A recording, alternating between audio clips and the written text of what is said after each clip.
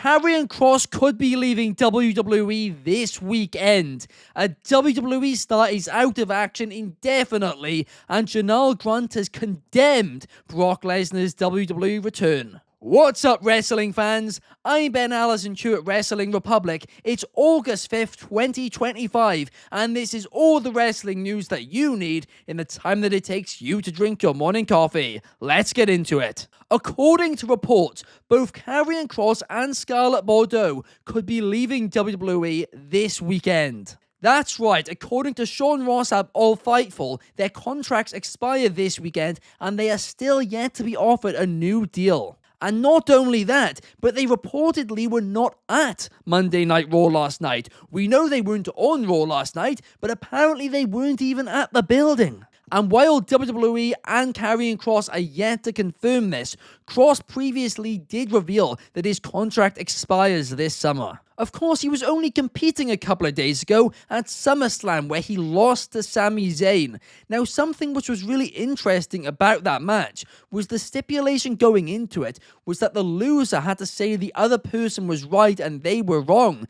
But they didn't end up actually doing that at the end of the match, and that did lift some eyebrows. Ruthless speculation, but perhaps WWE did not want Karrion Kross to look weak in loss on his way out, so decided to just scrap that gimmick. Of course, this news comes just a day after Karrion Kross took to Twitter to reply unreal about Triple H ignoring the "We Want Kross" chants and instead acknowledging those chants as "We Want Brock" during the post-show yesterday. So it looks like all signs are pointing towards Karrion Kross leaving WWE alongside Scarlett Bordeaux. If that does happen, where do you want to see them go next? Let me know in the comments down below. I do have to say, on a personal level, I'm a little bit stunned about this one, purely because Karrion Kross is so over right now. Crowds are loving him right now, and I didn't expect him to get a main event push or anything like that, but I thought they were going to keep him around to be a good hand. I doubt he's requesting top money, because I don't think anywhere other than WWE would even offer him that. So I don't really understand this one. I guess this is one that we are going to be having to keep an eye on heading into this weekend, but no matter what is next for Karrion Kross, I'm sure the future will be bright for him. Seth Rollins has revealed that somebody did leak the fact that he wasn't really injured. That is right, Seth Rollins appeared on the Rich Eisen show yet again yesterday, of course after his appearance a few weeks ago where he originally revealed his injury. Well, this time he opened up about the ruse, and he revealed that he even told his wife that she had to lie to her friends about it, and she was not happy about it, but she ended up doing it, and he really went out everywhere on crutches for 3 weeks. However, there was a leak, and the leak was his daughter. Because he told his daughter to keep it a secret, but guess what she did? She went into preschool and she immediately told her preschool teacher, Seth Rollins has revealed. He described it to his daughter as a pretend boo-boo. And I mean, that is hilarious, isn't it? This story is just gold. But if Seth really is telling the truth here, then it is crazy the extent they went to keep this a secret. The fact that they were lying to their own family and friends is absolutely nuts. They clearly wanted to keep this one under wraps to make SummerSlam the biggest surprise possible for when Seth Rollins did cash in on CM Punk to win that World Championship. Former All Elite Wrestling star and now TNA Wrestling star Mike Santana has revealed that he requested his release from All Elite Wrestling multiple times. In a new interview with Chris Van Vliet, Santana explained that the fact that he wasn't being booked on AEW, he wasn't doing much in AEW, meant that his mental health was getting worse, and this worsened his issues that he was dealing with at the time with addiction. He said that he was so unhappy about it and he was so angry about it and he was taking it out on himself. So he decided to request his release to get away from the company and go and be able to work somewhere else. However, he revealed that All Elite Wrestling said to him, "We'll figure it out," every time, but didn't actually grant him his release until, of course, eventually they did. Of course, Mike Santana is now clean, so congratulations to him on that, and he is doing great stuff right now in TNA Wrestling. Now, one thing I do think it is important to exaggerate about this was he did not say that he told All Elite Wrestling about the drug issues or anything about that when he did request his release. So even though his mental health was the reason that he requested it, he hasn't clarified that's what he told All Elite Wrestling. But if he did tell them that, and they still weren't using him, and they still didn't grant his release at that stage, I mean, that is an absolute dreadful, dreadful decision.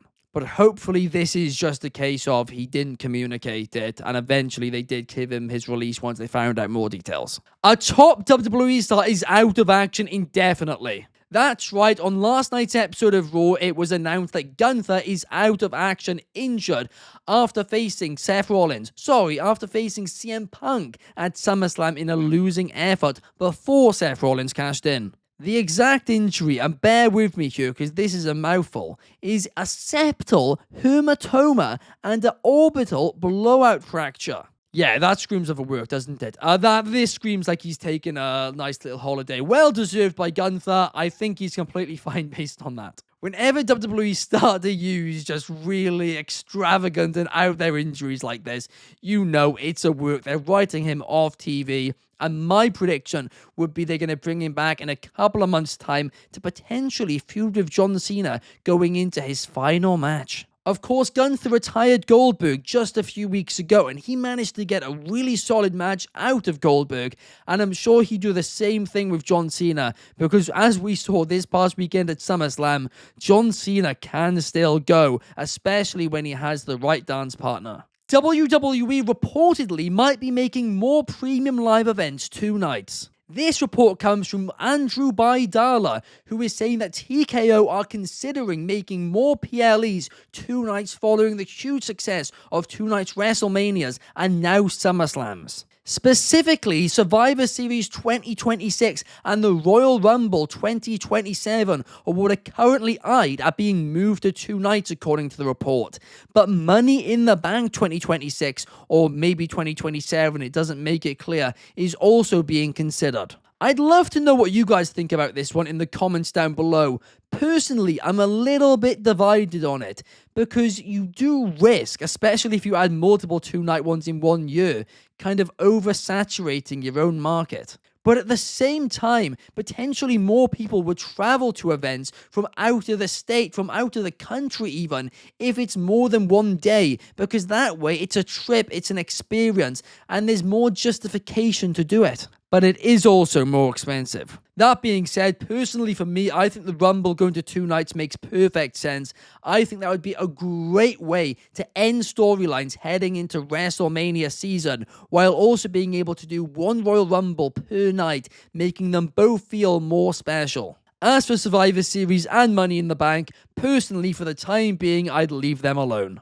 Janelle Grant's representatives have condemned WWE following the return of Brock Lesnar. In a statement released yesterday, Grant's representatives released this statement following the return of Brock Lesnar to WWE, following his alleged involvement in the lawsuit Grant currently has against Mr. McMahon. And I will read the statement now. For far too long, abuse was allowed to thrive under WWE's leadership. Instead of righting this wrong, WWE have done nothing to ensure those responsible are held accountable. This attempt to sweep misconduct under the rug will backfire. We look forward to the full set of facts, including those about Mr. Lesnar, coming out in a court of law where they belong. But in the meantime, we refer you back to Janelle Grant's updated complaint, which outlines in detail the abuse she endured by McMahon and others while employed at WWE. Of course, here at Wrestling Republic, whenever we know more about this situation, we will keep you updated here on the Wrestling Republic news. But thank you for watching, everybody. If you did enjoy, please make sure to hit the thumbs up button and subscribe if you haven't, and leave a comment down below. I will be back same time, same place tomorrow to give you some more news. Peace.